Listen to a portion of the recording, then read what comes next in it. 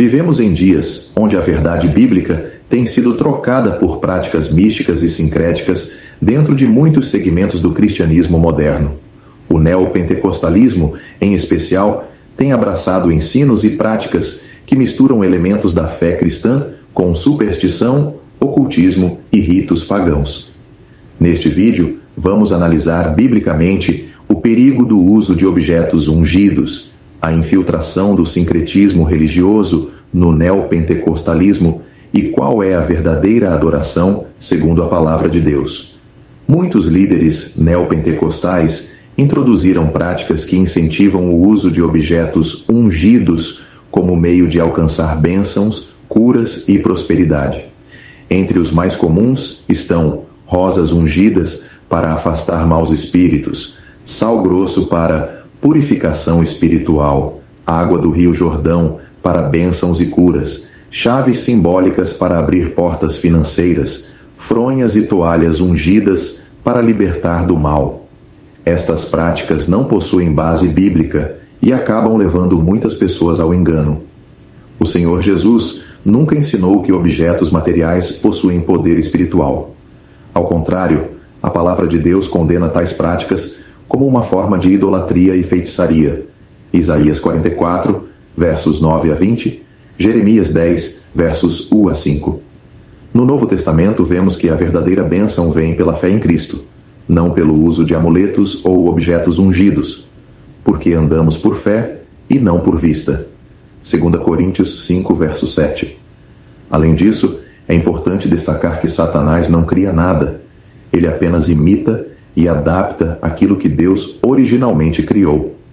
Um exemplo claro disso está em Números 21, quando Moisés, por ordem de Deus, fez uma serpente de bronze para que o povo que havia pecado pudesse olhar para ela e ser curado.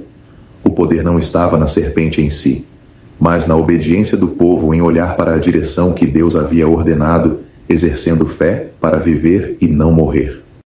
Porém, anos depois, essa serpente foi transformada em um ídolo e o povo começou a adorá-la como se tivesse algum poder. O rei Ezequias, reconhecendo essa idolatria, destruiu a serpente de bronze, chamando-a de Neustã. 2 Reis 18, verso 4, para mostrar que não passava de um pedaço de metal sem poder algum. Isso nos ensina que Deus pode usar elementos físicos para cumprir um propósito específico, mas quando o homem começa a dar poder a esses objetos, desviando sua fé do Criador para a criação, ele cai em idolatria. O sincretismo religioso é a fusão de crenças diferentes dentro de uma religião. No neopentecostalismo, vemos influências de religiões afro-brasileiras, esoterismo, cabala e mesmo do catolicismo popular.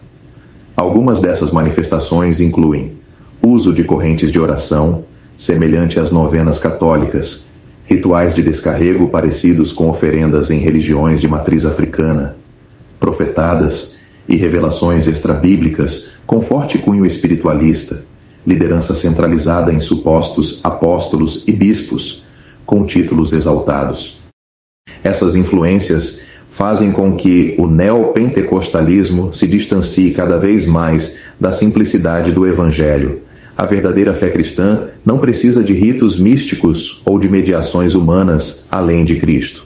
A Bíblia é clara, porque há um só Deus e um só mediador entre Deus e os homens, Jesus Cristo homem. 1 Timóteo 2, verso 5. O sincretismo no neopentecostalismo desvia as pessoas da verdade e os torna vulneráveis ao engano espiritual. A verdadeira adoração não está baseada em rituais místicos, em objetos ungidos ou em eventos espetaculares. O próprio Senhor Jesus ensinou que, mas a hora vem, e agora é, em que os verdadeiros adoradores adorarão o Pai em espírito e em verdade, porque o Pai procura a tais que assim o adorem. João 4, verso 23. A adoração verdadeira tem os seguintes pilares. Primeiro, Cristo como o centro da fé. Não são objetos, líderes religiosos ou pontos de contato, mas somente Cristo como Senhor e Salvador. Colossenses 1, verso 18. Segundo, tem base na palavra de Deus.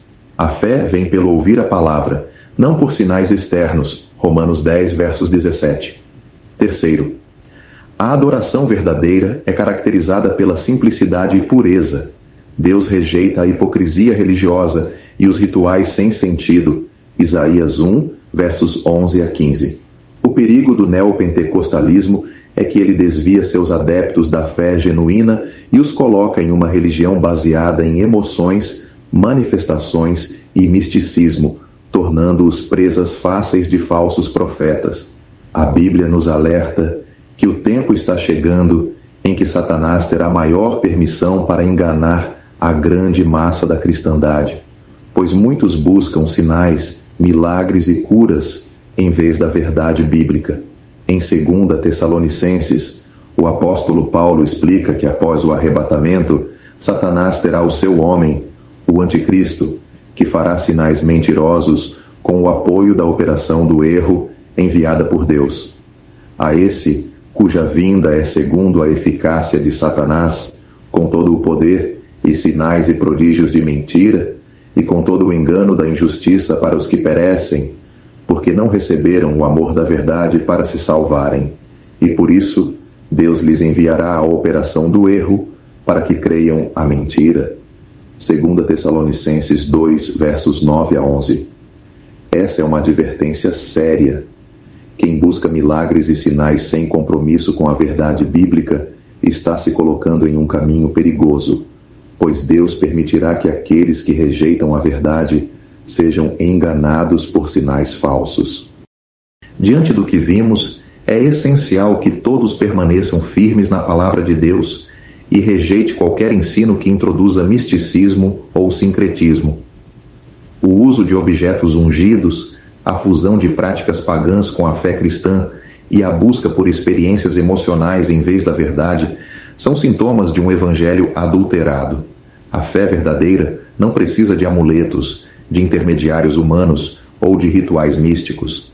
Deus nos chama para servi-lo com um coração sincero, em espírito e em verdade, sem acréscimos humanos, que possamos nos manter fiéis à sã doutrina e exortar outros a fazerem o mesmo.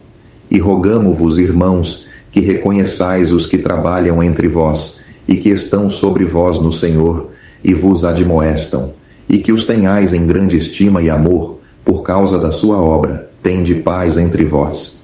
1 Tessalonicenses 5, versos 12 e 13. Que Deus nos dê discernimento e firmeza na sua palavra,